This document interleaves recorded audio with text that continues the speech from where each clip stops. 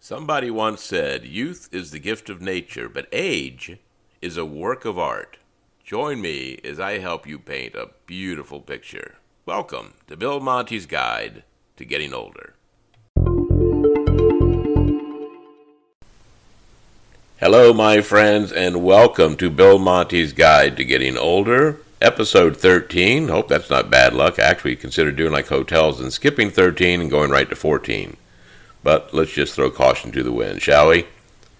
Today's episode, Medicare and Social Security costs are going up, but does that mean we're going down? As I predicted several episodes ago, Medicare costs are going to increase. This was announced on October 12th. The CMS, or Centers for Medicare and Medicaid Services, did let us know that my prediction of it rising by $10 is correct. It's going to go from $164.90 to $174.70 starting January 2024. That's a $9.80 a $9.80 increase from 2023. And what can I say? We kind of knew this was going to happen, right? It's just like the double whammy. There's no break from just constantly getting over the head with, I'm sorry, if you're a senior, it's kind of bad news. So the premium increase comes on the heels of a decrease in 2023 in the Part B monthly charge. The Part B deductible is also going to rise to $240 in 2024 from $226 this year. And this comes also with the announcement, the formal announcement, that the Social Security Administration cost of living increase will be only 3.2%. That means the average monthly Social Security retirement benefit will rise by $59 from approximately $1,848 to $1,907 per month. I'm going to go after this part first. Again, I have in jobs that I've had access to see the letters and know how much many seniors in my area are receiving per month. And I can count on, I'll give the benefit of the doubt, I'll count on two hands the number of people who are receiving anywhere close to $1,900 a month. The average monthly Social Security benefit that I see, that I have seen in the past, is probably more along the lines of about $1,100 to $1,200 a month. Many well below that. A few a little bit higher than that. Not many at all at $1,900 a month. So I'm not quite sure where this average comes from. I'm sure they are looking at everyone all across the country and they're doing their multiplication and division and all that kind of stuff.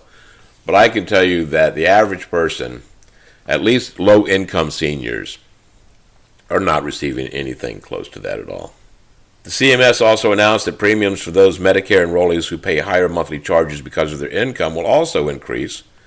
I don't think they're going to get hurt quite as bad. So if you're an individual who files your taxes and your income is between $103,000 a year and $129,000 a year, you will pay $244.60 a month for Part B instead of the standard $174.70 that it will become. But again, I think if you're, as an individual, bringing in $129,000, that's not going to hurt you quite as much as the senior who's bringing in $1,200 that might see that increase to about $1,240, but their cost for their Medicare insurance is going to go up. Most Medicare enrollees pay the Part B premium whether they have original Medicare or private Medicare Advantage plan. Some Advantage plans offer give-back benefit where the insurer covers part or all of the Part B monthly premium expenses. And it's true. I mean, in our last episode, I talked about enrolling for Medicare. We talked about Medicare Part A, B, C, D, and all that kind of stuff. So, if you listen to that episode, then you're aware you don't pay for Part A for the most part. But you do pay a deductible, okay?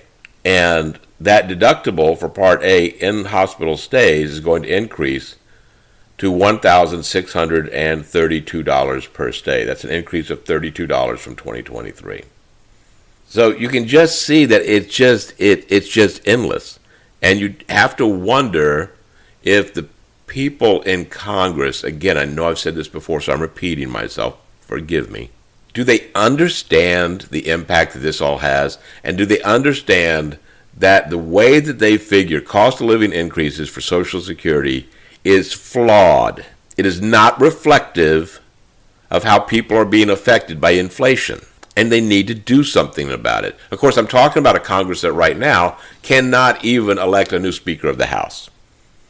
As I record this, it has been going on for well over a week and a half that they've been trying to elect someone. So everything is just, it's a mess. And we're caught in the middle.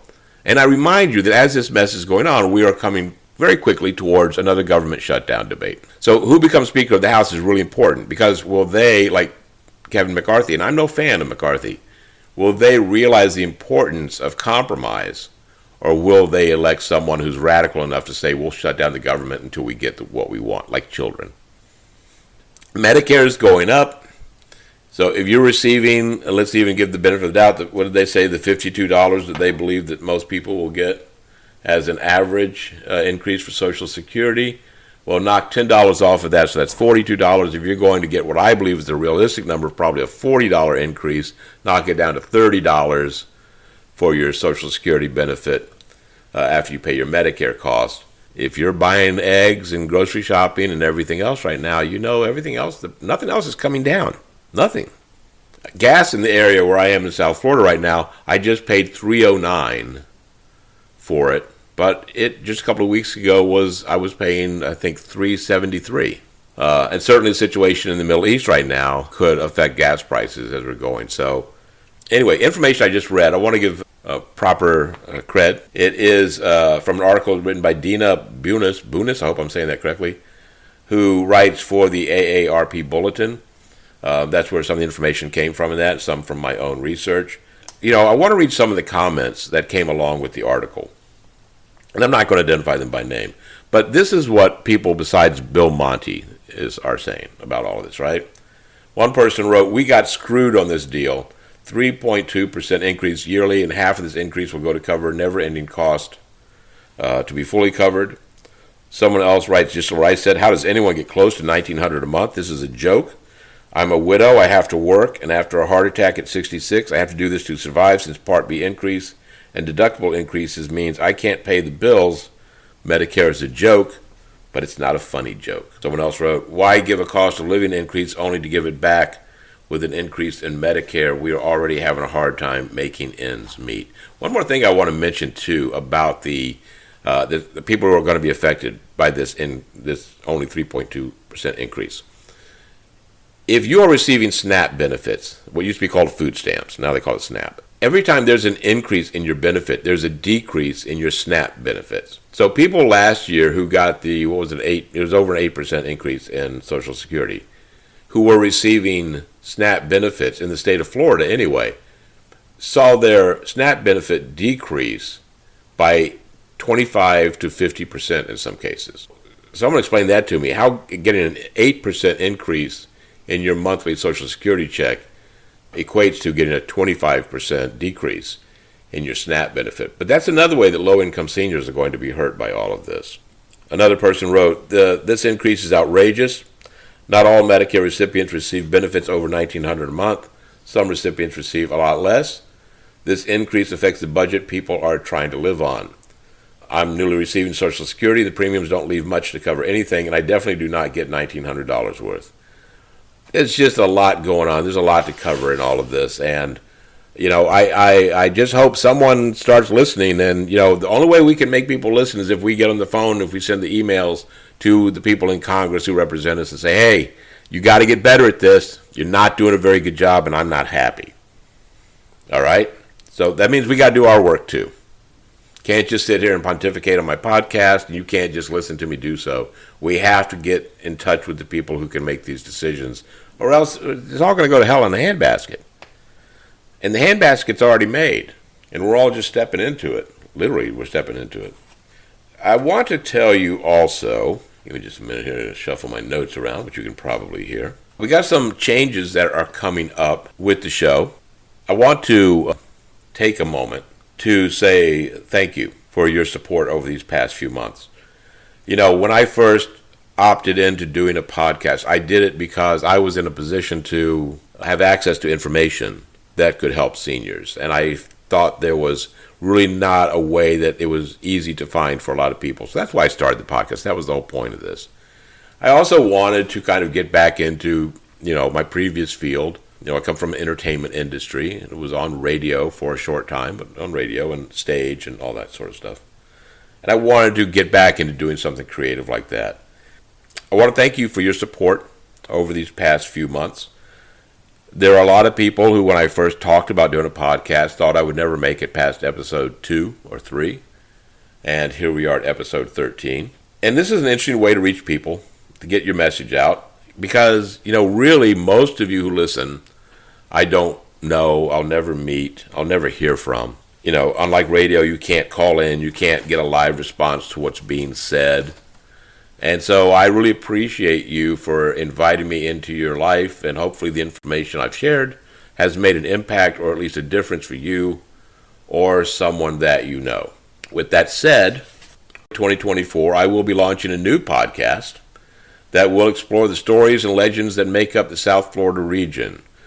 So if you grew up in South Florida and stayed or moved away, or perhaps you just want to hear some fascinating stories that range from Al Capone to Flipper to the heyday of spring break in Fort Lauderdale to the rise and fall of the movie and TV business and everything in between all of that happened in the lower part of the Sunshine State, I hope you will join me in early 2024 as I launch Tales from South Florida, a new podcast from Bill Monty. Coming up, though, before we finish this run of shows this season for Bill Monty's Guide to Getting Older, our last few episodes of the year, I invite you to join me on my personal journey to apply for and begin receiving Social Security benefits. So we've talked a lot about Social Security in these shows. And if we're going to apply for it, I figure what better way to help you out than let you learn from me. So it's sort of like when Katie Couric had the colonoscopy, during the Today Show. This is going to be my Social Security colonoscopy for you, my friends. Except I don't get the great sleeping drugs, But I also don't have to do the prep day. Hopefully it's not as painful as the prep day to do this. I fear it might be. So this is uncharted waters for me. I do not look forward to jumping into communicating with the government to try to get all this done. So I am glad to have your company along the way. And I hope it's a unique opportunity for you to learn what to do and what not to do when you also need to apply. Also, I would love to get your opinion on what we're talking about on today's episode or about the show in general. So as you might know from previous episodes, you can contact me at billmonty04@gmail.com. But now you can leave me a voicemail at my new Guide to Getting Older voicemail box, 754-800-3170. Okay, so you can just leave me a voicemail, 754-800-3170. If you call, be aware you're giving me permission by leaving the voicemail to use it on the air.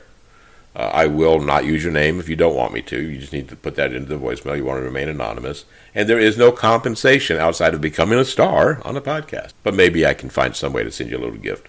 And thank you for your participation if you are chosen to be part of the show.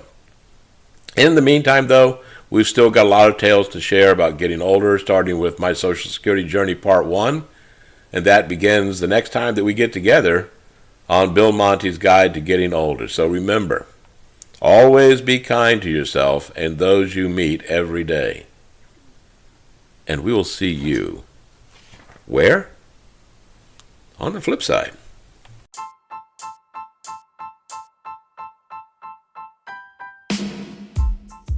Bye, bye, bye.